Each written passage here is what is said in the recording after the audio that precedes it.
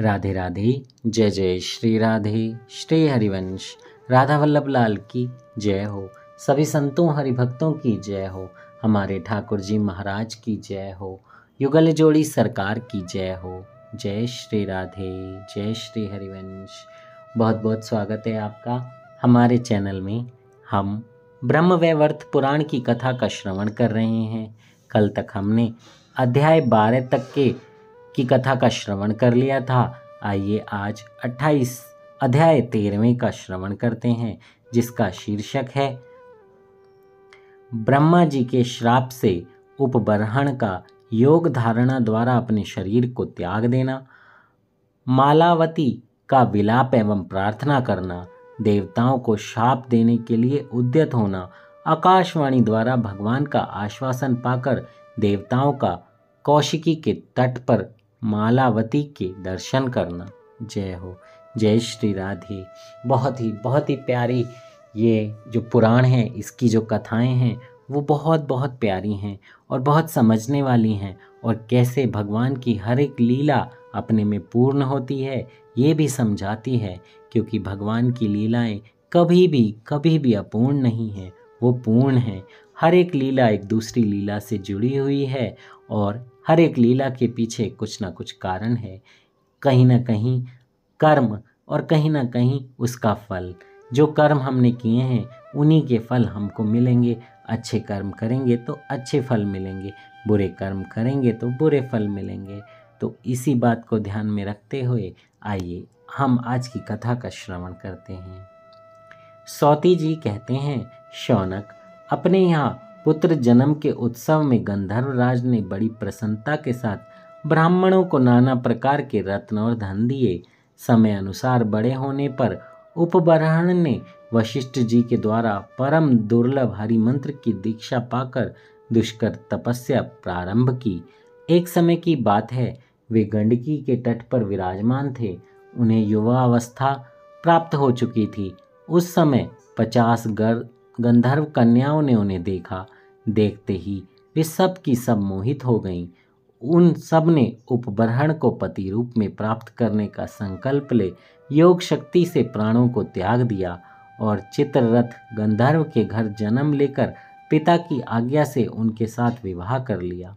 उपबर्हण ने दीर्घकाल तक उन सब के साथ विहार किया। चिरकाल तक निरंतर उनके साथ राज्य करके एक दिन वे ब्रह्मा जी के स्थान पर गए और वहाँ श्रीहरि का यशोगान करने लगे।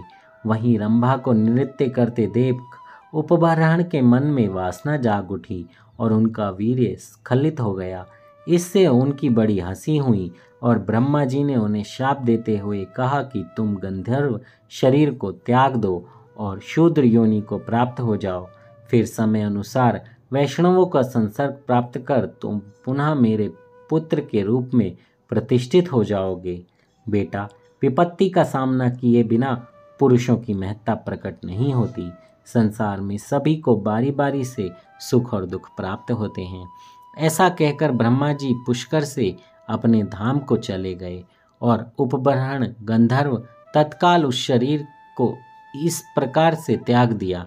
मूलाधार, स्वाधिष्ठान, मणिपुर, अनाहत, विशुद्ध और आज्ञा नाम वाले 6 चक्रों का क्रमशः भेदन करके उन्होंने इडा आदि नाड़ियों का भेदन आरंभ किया।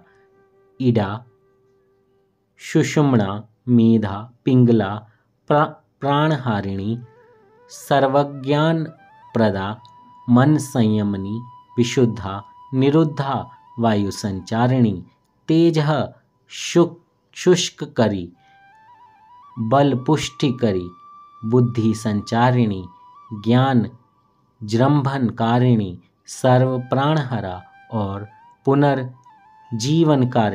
इन 16 नाड़ियों का भेदन करके मन सहित जीवात्मा को ब्रह्मरंध्र में लेकर वे योग आसन में बैठ गए और 2 घड़ी तक उन्होंने आत्मा को आत्मा में ही लगाया। तत्पश्चात वे जाति स्मर योगीराज उपबर्हण ब्रह्म भाव को प्राप्त हो गए। 3 तार वाली दुर्लभ वीणा को बाएं कांधे पर रखकर दाहिने हाथ में शुद्ध स्फट की माला लिए वे वेद के सार तत्व तथा उद्धार के उत्तम बीज रूप परात्पर पर ब्रह्म में यानी भगवान श्री कृष्ण इन 2 अक्षरों का जप करने लगे। उन्होंने कुश की चटाई पर पूर्व की ओर सिरहाना करके पश्चिम दिशा की ओर दोनों चरण फैला लिए और इस तरह सो गए मानो कोई पुरुष सो रहा हो। उनके पिता गंधर्वराज उन्हें इस प्रकार देह त्याग करते देख स्वयं भी अपनी पत्नी के साथ मन ही मन श्री कृष्ण का स्मरण करते हुए योग धारणा द्वारा प्राण त्याग दिए और पर ब्रह्म परमात्मा को प्राप्त कर लिया। उस समय उपबरहण के सभी भाई बंधु और पत्नियां बारंबार विलाप करते हुए जोर जोर से रोने लगे। विष्णु की माया से मोहित होने के कारण शोक से पीड़ित थे। वे उनके शरीर के पास गए।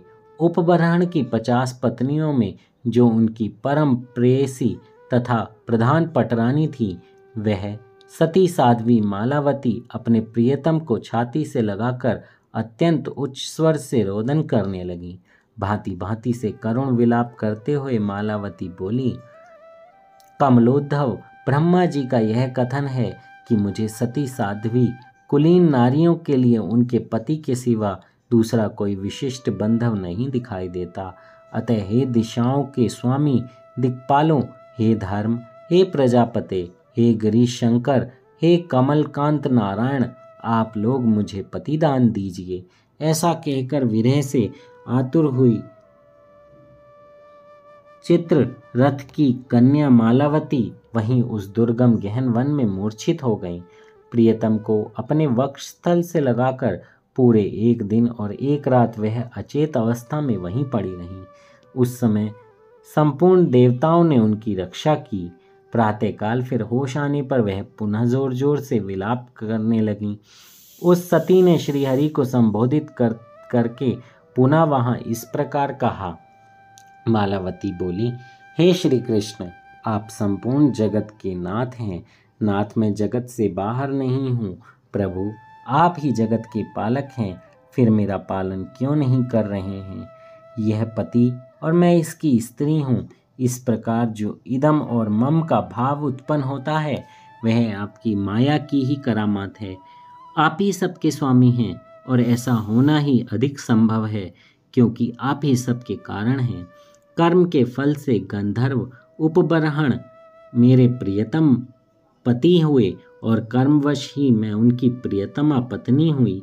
अब कर्म भोग के अंतर में वे मुझे प्रिया को किस स्थान में यहाँ रखकर चले गए हैं। अथवा प्रभु, कौन किसका पति या पुत्र है तथा कौन किसकी प्रिया, विधाता के ही कर्म के अनुसार प्राणियों को एक दूसरे से संयुक्त और वियुक्त करता रहता है। संयोग में परम आनंद मिलता है, वियोग में प्राणों पर संकट उपस्थित हो जाता है। संसार में सदा मूर्ख और अज्ञानी के ही जीवन में ऐसी बात देखी जाती है।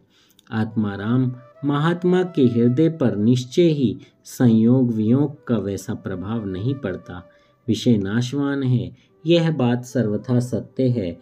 तथापि भूतल पर विषय भोग ही बांधव बना हुआ है।